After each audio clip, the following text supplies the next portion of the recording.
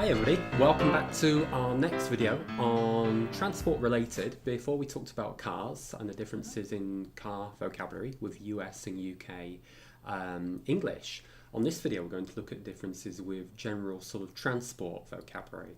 So one thing I'll get us started with is flying, talking about flying and going through airports and being on aeroplanes. And for those of you who know me, I do a fair bit of flying, and if I travel long haul, which means to travel a long way, maybe intercontinental to different continents, I would obviously probably have a transfer in a place like Frankfurt or Amsterdam. Okay. Whereas Laura, you wouldn't really say transfer, would you? I wouldn't. No. Transfer to me sounds actually like the movement that you have, switching, we say to switch from one plane to the next. Yeah. But I think what you mean with transfer is what we call layover, where you have to sit for 3 hours. Absolutely. And I don't know, just be really bored or whatever. That's a layover. Yeah, you have to go and get duty free or something, don't you? Yeah, exactly. Yeah, that's it. Yeah, absolutely. It's a good one.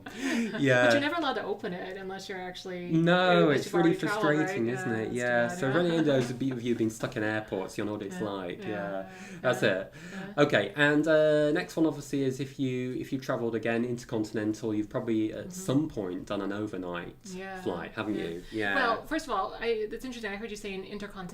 We actually say international flights. Oh, right, okay. And domestic flights are the ones within the country. Of course, the US is huge, so it takes me just as long to travel from Europe to New York as it does to travel from New York to California, for example. That's amazing. So domestic would be in the country, and international would be within countries. And we often do have to travel overnight. We call that the Redeye.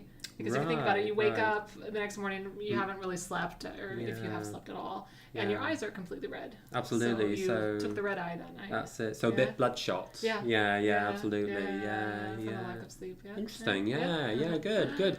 Okay. Another one we can talk about is differences. Like, for example, if I go to New York, I tend to walk on the pavement, which is kind of the side of the road, really. Yeah. Whereas you would say... Well, we call that the sidewalk. Right. And the pavement is actually where the cars go. Oh, right. Yeah. So I'd be dead otherwise. Yeah. That's the road surface. That's the road surface. Yeah, definitely. Or the surface of the road. Yeah. That's interesting as well. So very subtle differences, really, aren't they? Yeah.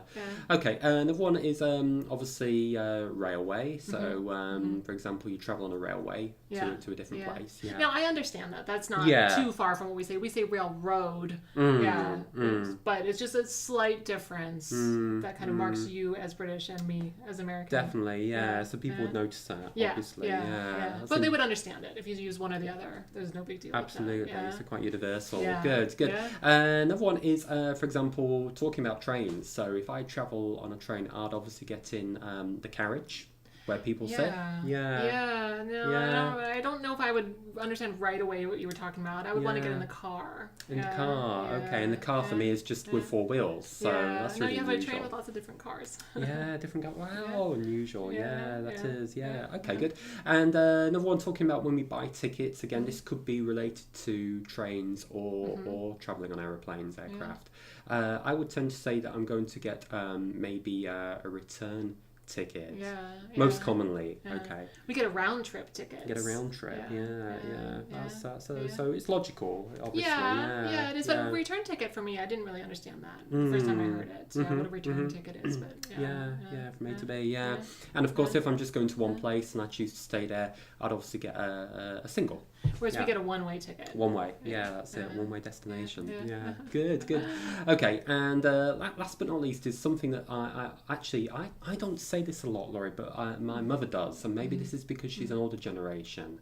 And my mum often says, there was a large Juggernaught going down the high street. Okay. Which I understand what it is because you told me that it's a really big truck, getting back to that term, what you would call a lorry, an 18-wheeler. But a Juggernaught, how did that come up? I don't know where the history of that word comes from. Mythology. It is. I just know it from the X-Men, actually. Oh, from the X-Men, right? Okay, The guy who ran through walls, I think. That's it. So he was a Juggernaught. I think so. Juggernaught. So he was a really strong guy. I don't know. It could be Greek. It could be sort of Latin. Have a Latin origin.